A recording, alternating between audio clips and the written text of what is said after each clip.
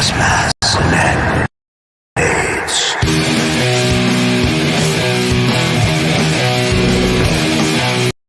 Gas masks and hand grenades.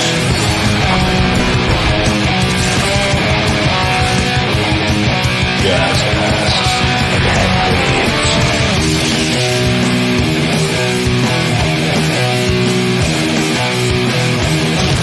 grenades. Gas masks and hand grenades. Hey, welcome, everybody. It's Gas Masks and Hand Grenades. I'm your host, Jeff, and I have a special guest today. It's an early edition. We usually do these late on Gas Masks, but we're doing them early in the morning for me anyways. For you, sir, I guess it's, 6, 7 o'clock, 5 o'clock? It's 6 in the evening, yeah. 6, okay. 18, like we say in Europe.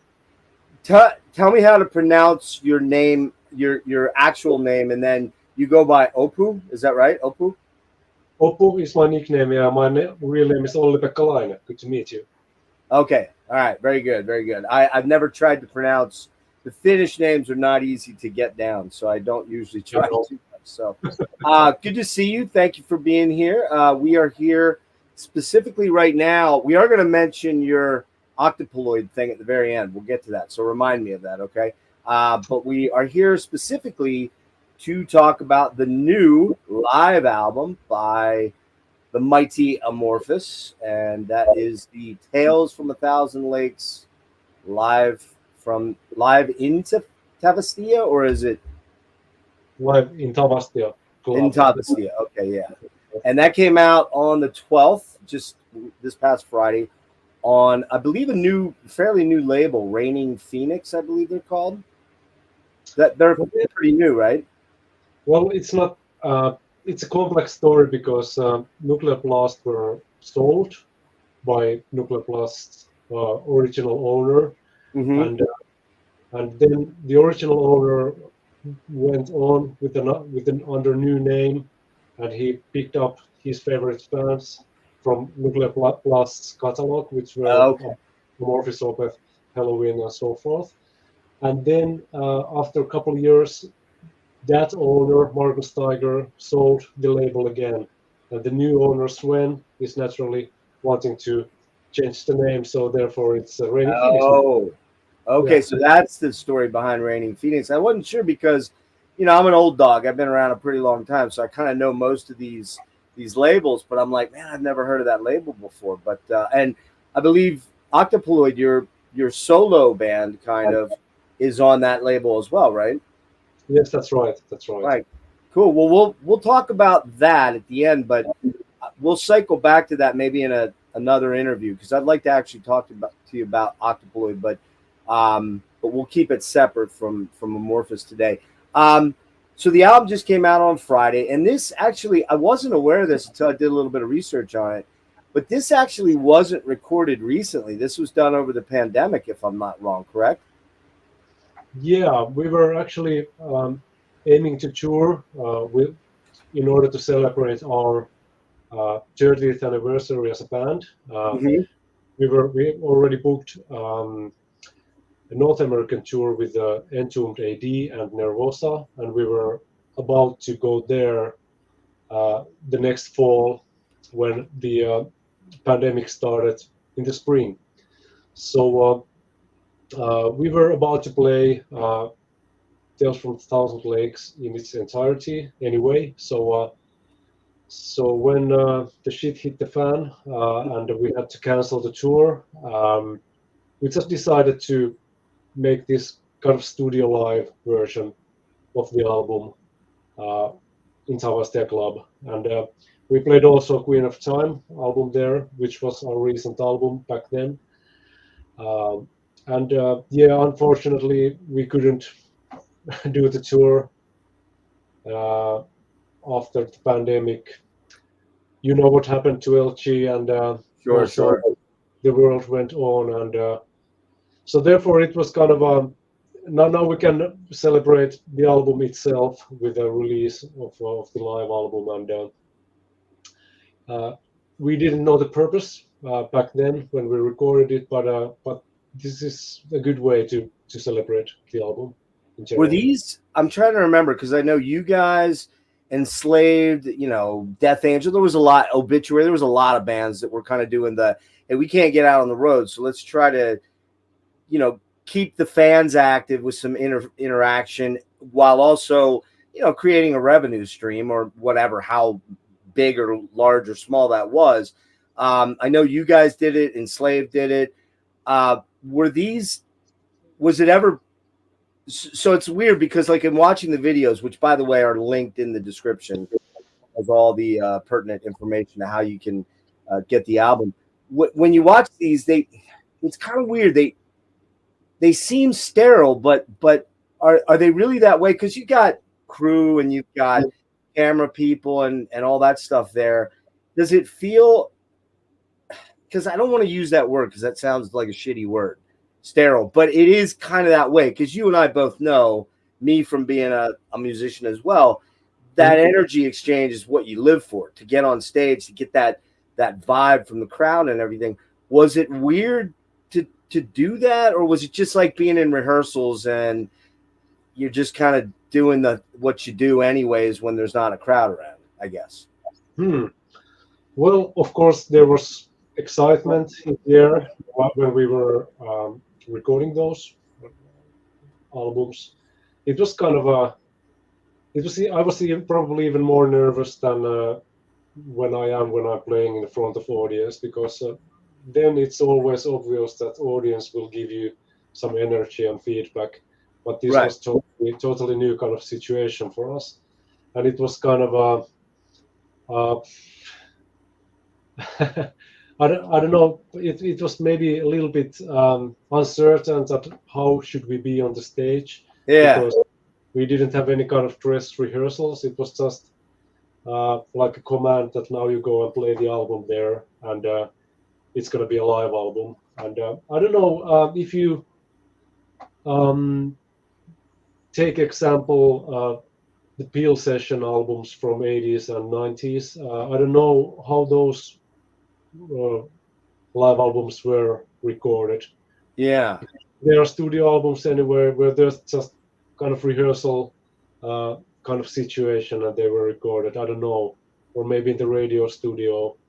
But this was something similar in the way, but there still had to be this visual aspect in order to make it Blu-ray and so forth. So to make it more real, like it's a real gig, you know what I mean? That's right. But it is funny because I can just imagine, we've all of us that are musicians, we've all stood in front of the mirror when we were teenagers or 20-year-olds, kind of doing the poses, and you got the guitar and but yet it's got to be weird when you end a song and there's no crowd cheering, or maybe it's just your crew going, they've already seen you a million times. They probably it's way easier when there's crowd, but it was still fun to do it, and it was fun to play those songs with the guys on the stage, because it's a totally different situation if you compare it to rehearsing place or whatever. So it was fun, and but still odd and slightly awkward as well, at least before the concert began. So but it's kind of, this is kind of snapshot of the situation, how it was back then during the pandemic, and this is what the band did back then. So that's what everybody had to go through. I mean, it was the only way.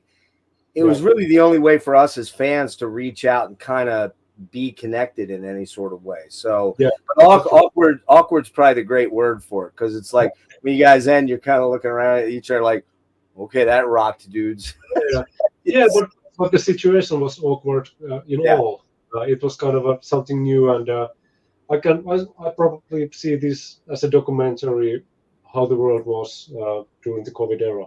That's a great way of putting it. Yeah. Talk a little bit about Tavastia. Now, I've never been to Finland, but I've heard of that club many, many times over the years. I even have friends that have traveled over for, festivals and shows and whatnot. It's a pretty famous club in Helsinki, right? I mean, it's like kind of the one long running sort of club, right? In that area. Yes, it's a legendary place. It was kind of place where all the young bands wanted to play. It was kind of dream. It was something surreal when we played there for the first time, because only the big bands were there. And when was that? If I could interrupt for a sec, when was your first time playing there? Do you remember? we played there for the first time in 1992. Okay, so pretty early on. Yeah, we pretty early on, and we were supporting a band called Nasty Needs. It was pretty decent band. It was a kind of a Guns N' Roses, Oh, okay. Black Rose sort of classic rock. It was a great band, and we were supporting them, and we were like totally nervous. And I have it on tape somewhere as a C cassette. It's pretty sweet live. It lasts like 20 minutes or something, but still it's a little bit out of tune, and the playing is not top notch either. But still, there's some kind of charm in it anyway. So that's the first time when we played there, and now we did it again, like the last time probably for some time, because it's a little bit too small a place for us. Okay. Drews maybe 800 people at max. So okay. So maybe with some special event we can go there, but still it's kind of fancy to play in the same place where I've seen bands like Alice in Chains and yeah, exactly. Back in the 90s, and Monster Magnet and bands like that. So it's kind of magical place. I can imagine. There's a few venues that I go to that I'm 58 years old, so I go back quite a ways. So it's like, my very first show was like the late 70s was Kiss. And Yeah. but it's cool to go back to these venues and see them if they survive, which a few have, in some of the bigger cities where you're like, wow, man, I remember coming here in like 89, holy shit, and you're just like kind of like, it's nostalgic, but it also makes you really realize how freaking old you are. You know what I mean? Yes, exactly. Yeah. Go ahead. Yeah. No, Yes, go ahead. I also found that there's not much changes in Tavastia Club throughout the years, so it's still the same place. And well, of course, the PA has changed and the lighting and so Right. forth, but it still has the same walls and some decoration, which is already back from the 90s or even 80s. So. That's super cool. You said you saw Alice in Chains. Did you see him with Laine? Yes, during the Dirt tour. So did I. I saw him actually, believe it or not. Oh yeah, I saw them open for Extreme, the band Extreme with Nuno. That's Extreme. That was a weird fucking bill. I was like, what? I was pretty wasted, so it was like, yeah, whatever, man. It made, but I remember just standing right in front of Jerry, just going, oh yeah. Just like the, no ear plugs in, that's why I have tinnitus so bad. It's like, but it was just, and Laine was such a freaking force, man. Like that guy was. It's the only time I saw him, but that was when they were actually on their inaugural. I met Jerry later, a bunch of years ago, and I'm like, hey man, I was at that Hammerjack show in 1990 or 89, I think it was, for the first album. And he's like, whoa, and he called called Sean over and Mike Inez over. He's like, dude, this guy's an OG right here. Which was super cool. But well, look, we'll move on from that. We could probably talk gigs all day long, but is there a couple questions regarding Tales? Had you guys ever actually done the full album before like this, or no? What do you mean? Like it from start to finish, every track. Have you ever played it live? Yeah, we've done it. We've I think the guys. Well, I rejoined the band in the 2017. We played Eclipse album from start to finish, right? Because I think it was 10th anniversary of the album, and it's kind of important album for Amorphis because that's when Tommy Oaten joined the band. Yep, and you guys blew up. Yeah, that's right. That was kind of the second coming of Amorphis, and also we played Queen of Time in Tuska Festival throughoutly, and also we played that album also in Tavastia on the other day when we recorded This Tales from the Thousand Lakes. But it is the first time you've done this album, right? I think maybe 10 years ago, the guys were touring for Tales from the Thousand Lakes. Okay, but you weren't with them yet. I wasn't involved. No. Right. Because I was I only joined 7 years ago the band again. So you came back. Yeah, you came back home. Right. Yeah, it's funny because I was going through my Amorphis stuff, and I come into the band, your last album, I believe it was your last album before you came back, which was Tuonela, was my first album by you guys. So 99-ish, not 2000. Because I was I was a prog dude, like a Dream Theater, you know, the more wank, the better, you know, that kind of stuff, and Alice in Chains and stuff like that. And like I tried to get into death metal, you know, with like the Florida death scene bands and stuff. I just couldn't get into the vocals at all back then. One day I heard Opeth, and that was when it changed, the door opened, and it was right around the time that Tuonela had just come out, I think 99, 2000. Yeah. But this was my second album, and I want to say, you know, every album of yours is great, but there's something special about this album. I think you'd probably agree.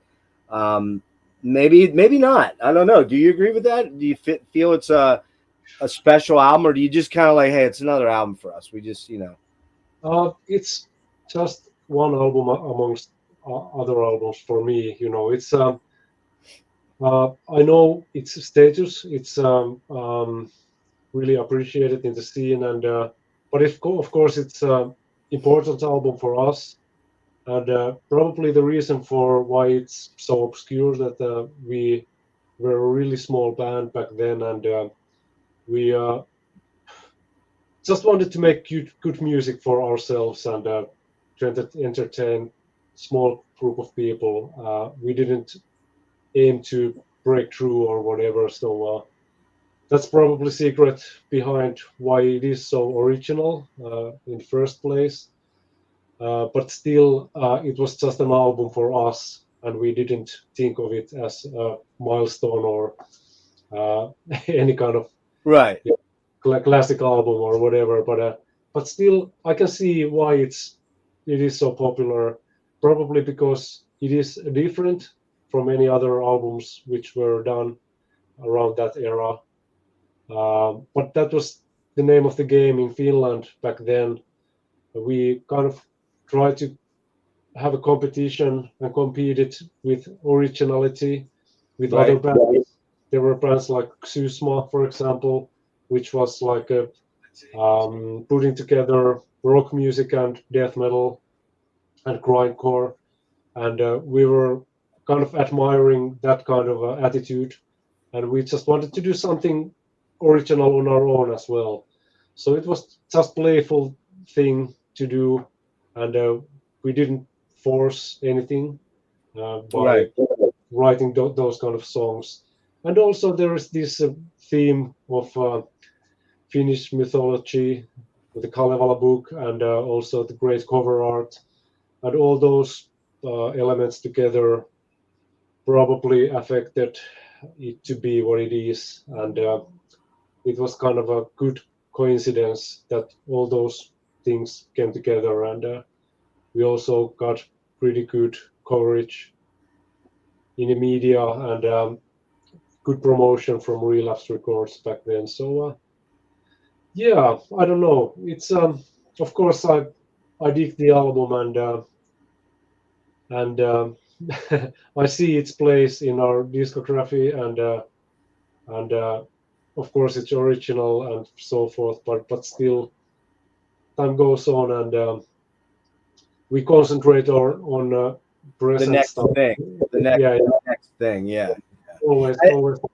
I think too. You know, I think you can appreciate this being a fan of music of another band. You know, say whatever band that you really dig, that you're really into, whether it's Alice in Chains or King Crimson or whoever, you know, you have I guess, a romanticized vision of what's happening when you're putting these albums together, right? As a fan, but as a guy that's in the band, and you guys are young guys. How old are you then? Like 20s, like early 20s, late teens, early 20s? Maybe 18. Yeah, you're young. No, 20. That's right.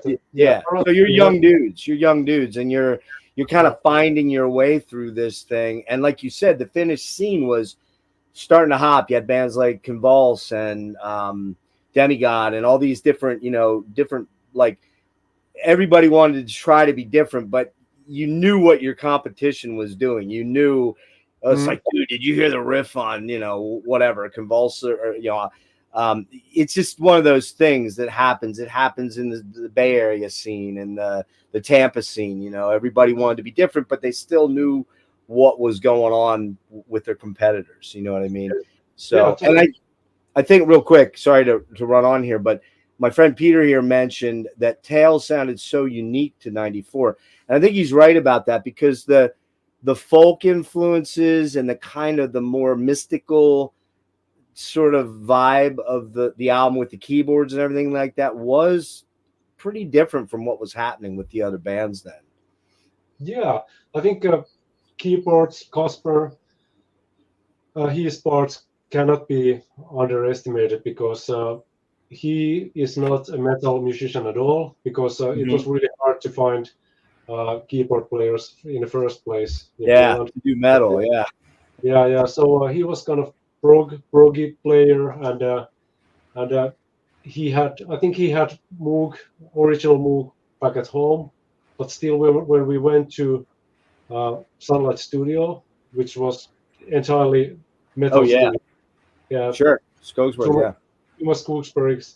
He's a punk rocker and he's a death metal dude. So as a coincidence, we just found an old Moog synthesizer from the corner of the studio, and took the dust out of it and asked Thomas that, can we use this, and he was all right. He was totally into it. So it was like really like nice coincidence to have that instrument, because that's one of the most crucial sounds on the album, and it was totally kind of accident to even find it from there. And Kasper is as he was already then a great progressive music fan, so he took everything out of it. So it's weird. Are you familiar with the band Nocturnus? Yeah. Nocturnus. Okay, you guys are kind of like the Nocturnus of the Finnish death metal scene in a lot of weird ways, because Nocturnus was weird that way. They were doing the Tampa, Florida death metal thing, but they were the only band that was like really featuring a keyboard like heavily, and you guys kind of did that same sort of thing, in a different, obviously different, somewhat quite different stylistically, but I don't know. It's just weird. That just hit me. It's like, man, they're kind of like the Nocturnus of Finnish death metal. Yeah, I know what you mean. And, no sci-fi stuff, though. No sci-fi stuff. All old history.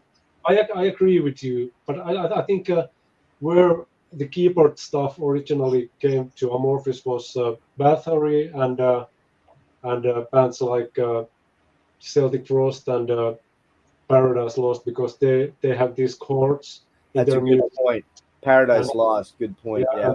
And we kind of tried to mimic those things, and there it just evolved from there, because we had to have those human voice chords on live situation as well, and that's why we asked Kasper to join, and he kind of started to bring up more stuff with piano and so forth, and hammered on. So that's how it happened. Totally like a natural evolution. Very organic. It just organically started to happen. So a couple quickies. How much time do you have? Like 5 minutes? Okay. They're telling me I got to keep them between 25 and 30, which is very hard for me to do. Yeah. Okay. So that's it. All right. We'll rock it out here in a couple minutes. So the one thing I wanted to ask you was how much. Okay, so kind of a two-parter. How much rehearsal time went into relearning some of the songs that you don't play? Because you do play a good number of these songs in your sets and have throughout, you know, the history of the band. But there are probably some songs on there that you have not played in a long time, or at least 10 years. How was that kind of revisiting them, relearning your parts, sitting down and going, oh shit, I gotta listen to this stuff and remember what the fuck I was playing, and you know that, and then also on top of that was playing in front of the cameras. Was it more nerve wracking, kind of knowing you didn't want to be, especially because you don't have a crowd to kind of cover up if you fuck up, you know, like it's like. Yeah. You know, you get my point. It's like was it more anxietizing, or were you guys kind of just like, you've done this long enough, it's not a big deal? Well, it was pretty easy, at least for my part. You know, it's kind of it was weird when I rejoined the band and I was relearning those songs. They were there almost immediately. Like okay, it felt like yesterday, you know. And so they had good recall. It came back to you quick. Yeah. That's right. And it was not a problem in that sense. And when it comes to the cameras, it's always nerve-wracking for me. At least when we are in those kind of situations when you have to play and pose at the same time. Right. Yeah.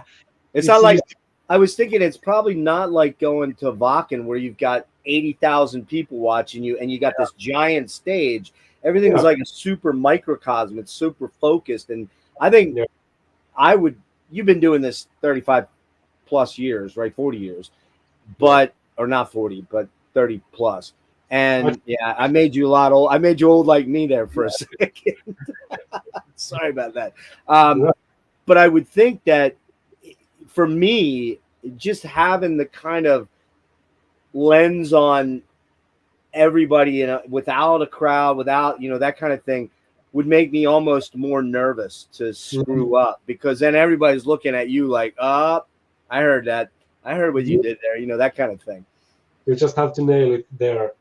Yeah, that's right. It was kind of a nerve-wracking in that way, and it's when you don't get the feedback and energy from the audience, it's you lack that kind of I don't know what it's called, maybe dopamine or whatever. It probably is dopamine response where you just like, oh yeah, it's cool, it's all right, just move on, you know. Yeah, and that kind of slower time a little bit, that dopamine boost, and it's easier to play then. But when it's kind of a totally normal and neutral situation, it's way much harder. Yeah. You guys are going out. You got a bunch of. I think you're going out next week or the week after. You've got a bunch of festival dates all through the summer, right? And then you're coming back to the States. And I think I'm right in this. I think it's been over 2 years since you've been back to the States, right? I think it was April 2022 when you were last here. Yeah, that was the first tour after Halo was released, and that was actually the first tour after the pandemic, and it was kind of a freaky stuff because people were still wearing masks, and there were like restrictions still in the airports and even at the shops or whatever public places when we started the tour. But when we were had been touring for 5 weeks, I think we returned to New York, and it was already like getting normal in that period of time. So it was kind of a weird situation because it is weird. I remember, you know, literally like going to the grocery store and masking up and wearing rubber gloves, and that now it's just like, I was just at a show the other night and I'm like, I don't know. It's just like you go back to what you know. You know, you go back to life, thankfully, because that was a very difficult period of time. But are you looking forward to coming back over? Do you like coming to the States? We are coming in September, and it's I'm looking forward to it big time. You know, it's always a blast coming there because it's so different kind of culture, and there are great audiences, and we usually play a little bit smaller shows there, but it's also kind of nice to play a little bit more in a grassroots level if you know what you mean. A little more intimate than doing like Bakken or something like that. Yeah. A little bit more intimate. We are in Europe. We are playing like big shows nowadays, so it's totally different kind of ball game in the States. It's a little bit of a challenge as well. Well, I imagine you've done it a bunch of times now, but when you guys first came over, you're probably like, holy shit, like just the size, the expanse of traveling from the East Coast to the West Coast and taking 3 days to get across the country or something like that. It's kind of mind-blowing, I would assume. Yeah, it is. It's always a blast, yeah. Okay, well, look, I want to let you get out of here. I'm hoping to catch you guys on the next to last date. Believe it or not, I'm ashamed to say this. I have yet to see you guys live. I know, hang my head in shame, but I've been a fan for a long time. It's just never worked out that you guys were where I was at, that I was able to get to see you guys. I think the closest I came was 18, I believe, when Queen of Time came out. Yeah. And I forget who you were on tour with that. Do you remember? I can't remember, sorry. I don't remember either. It was somebody fairly like a Dark Tranquility or somebody like that. And it might have been even Dark Tranquility and Moose. It might have been, now that I think of it, but it was just a bummer. I didn't get to get down. I had stuff going on, my kids graduating high school and all that stuff. So, hey, I would love to get you back on. I'll talk to Liz over at Earsplit about maybe having you come on for Octopoloid, and we'll talk a little bit about that, because very interesting, very, very interesting listen for me. I was like digging it very quickly, and I have to listen to something a couple times before it kind of clicks, but really digging that. So anything you want to mention real quick to wrap up? Well, I don't, just come to the shows when we are coming to North America, and we are playing totally revised set comparing to the previous visit, and there's going to be plenty of course we are supporting Halo album, but there's going to be plenty of material from all eras of Amorphis, so just be there and let's have a ball. All right. Hey man, thank you so much for doing this. Great to meet you. I hope I get to see you at the show. I'll definitely come say hi if you guys do that thing. I don't know, but some bands don't like to come out. A lot of bands do. It was weird. I was at Maryland Death Fest a month and a half ago, and like literally all the big bands are walking around. You're like, oh man, I could just walk up to freaking Attila from Mayhem. Are you serious? Nah, I'm not gonna do that. It's just weird, it was just kind of weird. But thanks again, and appreciate. Oh, I'm sorry. Go ahead. Just come to say hi. All right, that's totally fine. We are hanging out a little bit. Awesome, man. I'll buy you a beer. So thank you for doing this, Opu, and hope to catch up with you about Octopoloid soon. So, all right, man? Yes, let's do it. All right. Much success, man. Take care, brother. All right, be well. Bye-bye. See ya. All right. Thanks for everybody that stopped by and watched that. Super cool guy. T-shirts. We have T-shirts. Well, I have to have new ones printed. But we do have the T-shirt design pretty much out of all sizes except for 2 mediums. I got to get some reprints done. And just to let you know, on Thursday, damn, I forget what time it is. It's on, I honestly forget. You'll have to look. But I've got John Bush coming in. We're going to be talking from Armored Saint and the new Category 7 supergroup. We're going to be rapping about that, and probably a little bit of Armored Saint, since I just saw them about a month and a half ago. We'll hit on that. And yeah, and then Dennis and I are back next Sunday, or this coming Sunday, excuse me, for Forgotten Metal Gems, and that we had to redo because I was not feeling very well last Monday. Still not feeling very well now, but I just got to power through. So anyway, thanks everybody for being here. And thanks again to Liz over at Earsplit. Really appreciate her hooking this up, and also to Opu for spending some time with me today. Everybody take care.